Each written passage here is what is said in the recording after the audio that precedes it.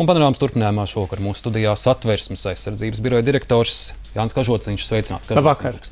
Intervija jau tika ieplānota pirms vairākām dienām un nesaistīta ar šīs dienas karsto ziņu, par kuru nu pat arī informējām, bet ar šo vēsti Kažociņš kungs sākšu, kad gaišā dienas laikā pilsētas centrā tiek uzbrukts žurnālistam, un pirms brīža mēs no policijas pārstāvjiem saņēmām apstiprinājumu, ka visticamāk uz viņu tiešām arī ir šauts. Vai jums ir zināms šī žurnālista vārds, un vai Satversmes aizsardzības biroja redzeslokā ir bijis portāls Kompromat.lv, kur viņš strādā? Mēs viņu pazīstam, un šis cilvēks mums ir zināms, kā arī viņa darbs ar Kompromat.lv. Bet es gribētu tūlīt teikt, ka jebkurā gadījumā, ka kādu cilvēku sašauj, vai viņš ir žurnālists vai kāds cits, tas ir satraucošs gadījums. Ja tagad izrādītos, ka viņš ir sašauts tādēļ, ka viņš ir žurnālists viņa darbības dēļ, tas būtu daudz nopietnāk, jo preses brīvība ir viena no tām vissvarīgākajām brīvībām, kas mums ir, un es pilnīgi piebiedrotos preses asociācijas teiktam, ka tiesību sargājušām iestādēm un visiem, kas viņiem var palīdzēt, un ja mēs to varēsim, mēs to nešaubīgi darīsim, ir jādara viss, lai atklātu iemeslus un vainīgos šī gadījumā.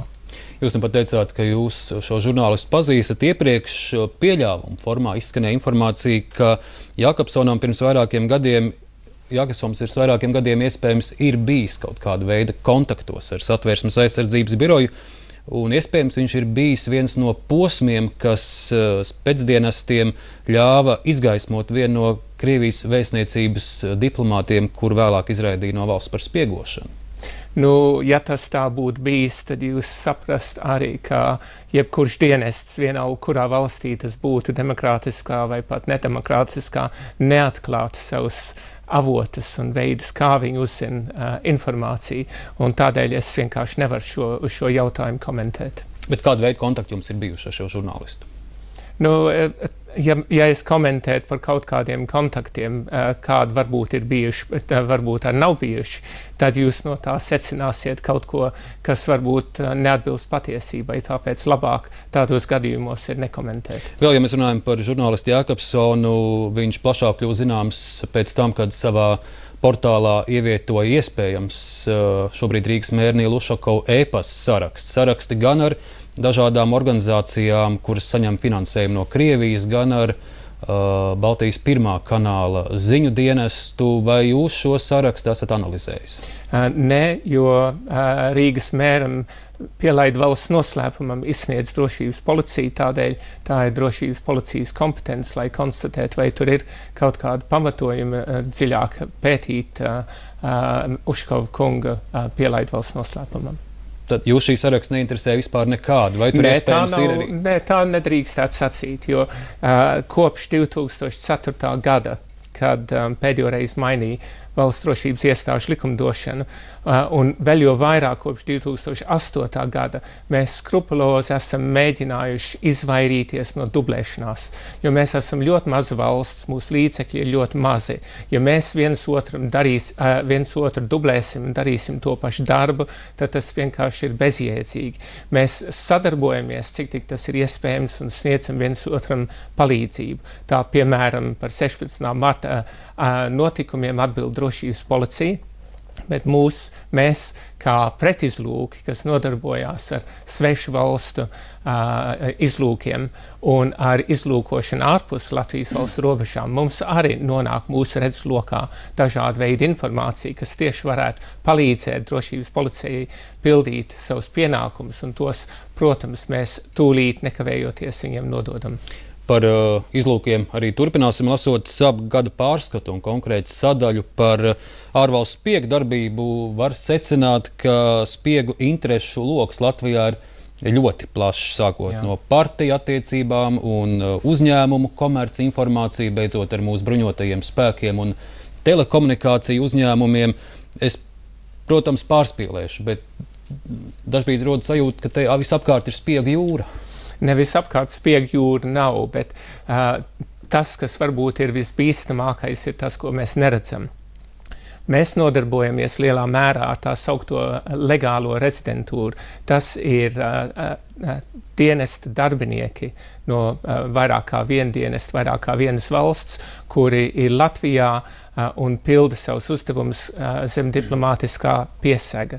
Bet tādēļ, ka mums, piemēram, ir robeža ar Krievijas federāciju un nav noslēpums, ka Krievijas federācijas dienesti arī nodarbojās ar šādām darbībām pret Latvijas valsts interesēm, tad, protams, viņiem arī ir daudz vieglāk bieži vien darboties no teritorijas, satikt savus aģentus, savus kontaktpersonas, informācijas avotus Krievijā pašā, un tam sekot līdz mūsu dienestam ir ārkārtīgi grūti. Līdz šim saistībā ar spiegiem vienmēr izskan tikai Krievijas vārds, taču droši vien tas būtu tā ļoti šauri, ja mēs teiktu, ka šeit aktivizējas tikai spiegi no Krievijas vai Krievijas interešu vārdā. Tā ir taisnība. Tātad arī citas valstis. Ir arī citas valstis. Tas valstu loks ir liels vai tās ir aptuveni 5 līdz 10? Nē, es pat teiktu mazāk. Es teiktu nopietni ņemamas tikai 3. Līdz šim, es zinu, ka jūs nesaukst vārdā, protams, bet līdz šim... Mēģinu izvairīties, jā. Jā, līdz šim ir dažādi mājieni arī bijuši, teiksim, par Ķīnas interesēm, un ir norādīts, ka Ķīna Eiropas valstīs izvieto ļoti daudz diplomātus, un īsti nav skaidrs, ko tik daudz diplomātiem, piemēram, Rīgā darīt. Nu, tas ir jāprasa Ķīnas vēstniekam, protams, bet Ķīna ir topoša lielvalsts. Viņa varētu būt vislielākā lielvalsts mūsu, vismaz jūsu dzīves laikā. Un tas nozīmē, ka viņai arī ir intereses daudzos virzienos. Viens no tiem virzieniem nešaubīgi ir Eiropas Savienība un nešaubīgi arī NATO. Tādēļ, ka Latvija ir daļa no abām šīm organizācijām, tas nozīmē, ka mēs esam viena no tām vietām, kur var iegūt informāciju par šīm organizācijām un tādā veidā arī iegūt Ķīnai vai kādai citai valstī, Krievijas federācijai, vērtīgu informāciju, kas var palīdzēt veiksmīgāk īstenot viņu ārpolitikas mērķus. Tad spiegu geogrāfija Latvijā ir ļoti plaša. Ir relatīvi plaša. Un jums jābūt daudz svešvalodu zināšanām, lai jūs zinātu, ko viņi visi tur savā starpā runā un ko ziņo. Svešvalodas arī ir svarīgas, taisnība. Kažocinkungs vēl saistībā ar Igaunijā nesen aizturēto drošības policijas darbinieku Alekseju Dresanu. Jūs esat pieļāvis, ka viņš Krievijai iespējams varētu būt nodevis informāciju arī par Latvijas pēcdienas darbībām, jo vairāk gadu garumā viņa kontakti ar Latviju bija diezgan cieši un ar Latvijas pēcdienestiem. Vai Krievijas rokās varētu būt nonākusi arī informācija par mūsu pretizlūkošanas darbiniekiem vai kaut kādā veidā šo cilvēku situācija, kur darbojas Latvijas interesēs, šobrīd varētu būt apdraudēta? Nu, ja mēs skatāmies uz faktiem, Aleksejs Dresans tika arestēts 22. februārī. Cik mēs saprotam no plašsaziņas līdzekļiem, viņš vairāk gadu garumā ir strādājis Krievijas valsts specdienestu uzdevumā, un mēs arī esam konstatējuši, ka viņš ir diezgan cieši saistīts ar darbiniekiem, kas Latvijā ir nodarbojušies vairāk gadu garumā ar pretizlūkošanu. Ja viņš šo informāciju ir nodevis saviem vadītājiem Krievijas federācijas dienestos, tad mums ir jārēķinas ar to, ka mūsu pretizlūku, ja ne darbības veidi, tad vismaz darbinieki, daļa no viņiem ir zināmi. Tanī pašā laikā es negribētu pārspīlēt šos riskus, jo mēs esam maza valsts, mēs Sābs ir mikrodienests patiesībā, un konstatēt, kāda cilvēki darbojās un tajās ēkās, kur viņi darbojās, nav tā, ka mēs varētu pazust kaut kādā milzīgā lielpilsētā, kur vieglāk maskēties. Vēl Kažocinkungs, ja mēs pieminam Igaunijas drošības policijas pārstāvis Martins Arpovs šodien ir izteicies, ka veidi, kā Krievijas ietekmes aģenti darbojas Latvijā un Igaunijā, esot diezgan identiski, un viņa aicinājums esot neiet, to gan viņš aicina Igaunijas amatpersonas, neiet Krievijas informatīvajā pavadā, piemēram, pašiem tik bieži nelietot vārdu krievalodīgie, bet izvēlēties runāt par Igaunijas pilsoņiem vai arī par cilvēkiem, kas vēlas integrēties Igaunijā. Tātad neatkārtot tās frāzes, kuras savā retorikā izmanto Maskava? Mārtiņu es arī labi pazīstu un ļoti cienu. Viņš ir nešaubīgi augsts kvalitātes pretizlūks. Bet, ja runājam par to, ka, piemēram, mūsu referendumu gadījumā mēs mēģinātu izlikties, ka tik daudz cilvēki, 180 000 ir gājuši un parakstījušies par to. Viens ir pilnīgi skaidrs, ka ne kaut kāds Lindermans, ne ar kādi Krievijas dienesti viņus visus ir piekukuļojuši, piespieduši iet un parakstīties. Tas vienkārši tā nevar būt. Tā ir politiska problēma. Politisku problēmu nevar risināt specdienesti, jeb valsts drošības iestādes. Citādāk viņas kļūst par valsts drošības komitejām, un tie, kas to ir pieredzējuši, to noteikti nevēlētos. Igaunijas drošības dienestiem ir arī senāka pieredze, sabiedrība publiski gadu iepazīstinot ar šīm gada atskaitēm, gada pārskatiem, un aplūkojot Igauņu ziņojums nākas secināt, ka Igauņu slepenie dienesti ar savu sabiedrību runā daudz tiešākā, daudz skaidrākā valodā. Piemēram, Igauņu skaidri un gaiši raksta, Krievija ir Igaunijas lielākais drauds. Skaidri un gaiši. Mits Romnijs tieši tāpat ir pateicis. Mits Romnijs arī, bet Latvijas dienas tomēr ir krietni piesardzīgāki, diplomātiski, uzmanīgāki. Jā, un tas ir ar nodomu darīts. Jo mūsu mērķis, es pieņemu, ka mūsu valdības un mūsu sabiedrības mērķis ir integrācija, ne asimilācija, bet integrācija ar mūsu krieviem, tā, lai viņi justos, ka viņi šeit pieder, un lai viņus nevarētu bezkaunīgi izmantot, kā tas pašreiz tiek darīts no Krievijas federācijas puses.